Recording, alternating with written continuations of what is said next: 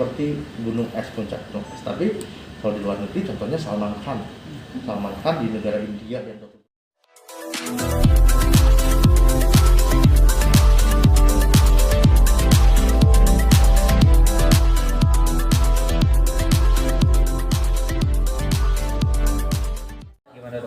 nyeri trigeminal neuralgia itu adalah nyeri wajah yang terjadi pada satu sisi sesuai dengan daerah persarafan saraf trigeminal.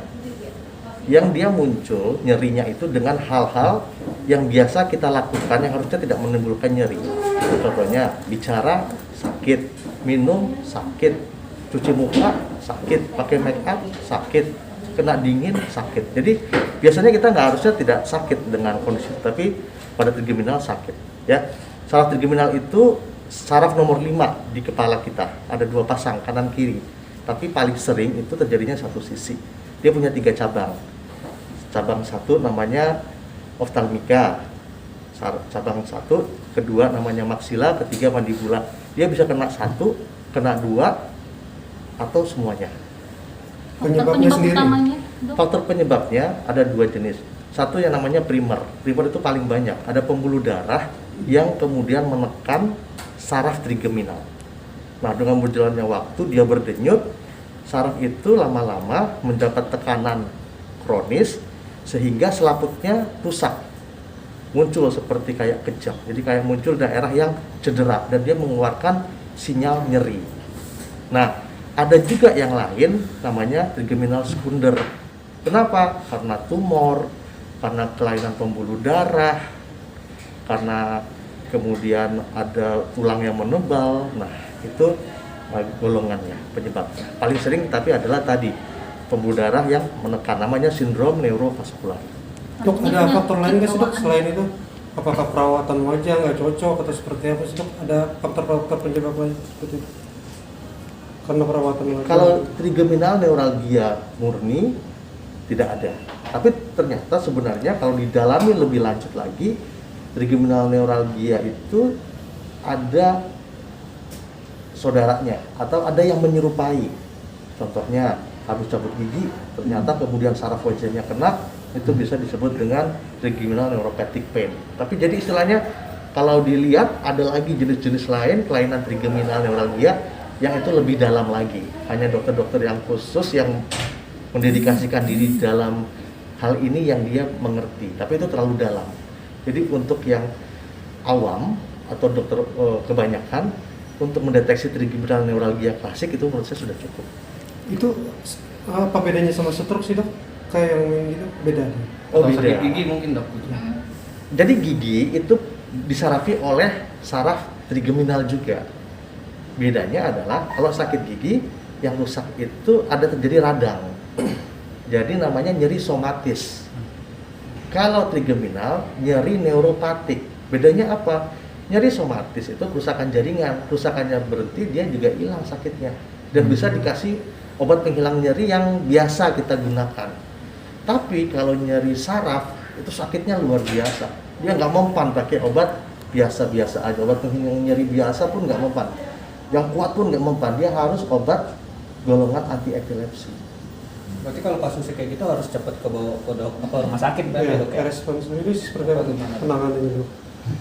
Ya, jadi kenapa ada awareness day?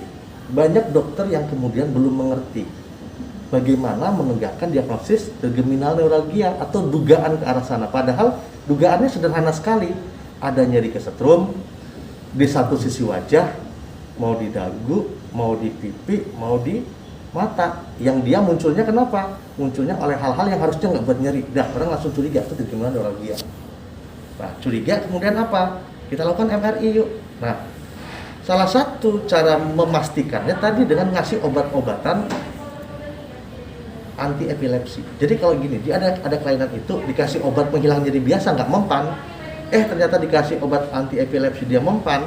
Nah, makin mendukung kecurigaan kita trigeminal neuralgia karena makin mendukung itu nyeri saraf bukan nyeri somatis. Nah, apa lanjutkan?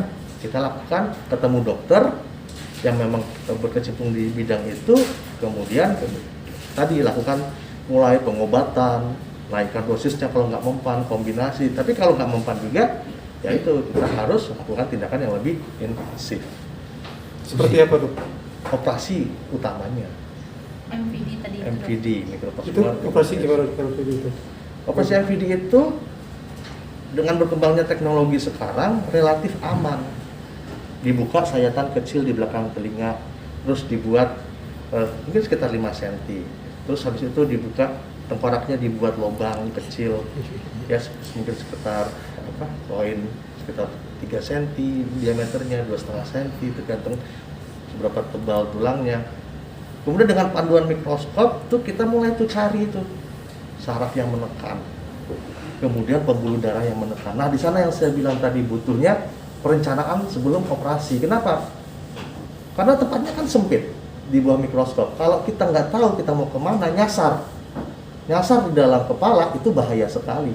Sodok sana, sodok sini, geser sana, geser sini, itu bahaya sekali. Tapi kalau sebelumnya kita tahu tujuannya kemana, sudutnya kemana, nah operasi akan menjadi aman, relatif aman. Ditambah adanya kayak kita kalau parkir ada yang pandu tuh, kanan kiri maju mundur gitu ya. Nah itu yang mandu itu iom.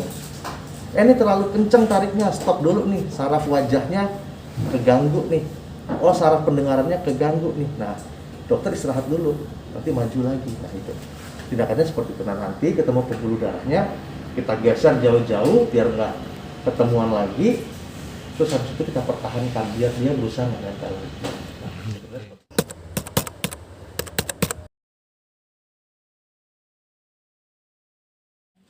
Kalau di Indonesia sebenarnya kesadaran tentang TM itu masih rendah, bukan hanya di pasien, di dokter. Jadi seperti gunung es, puncak gunung es. Tapi kalau di luar negeri contohnya Salman Khan di negara India yang dokter bedah sarafnya banyak, itu 7 tahun ngalamin sakitnya.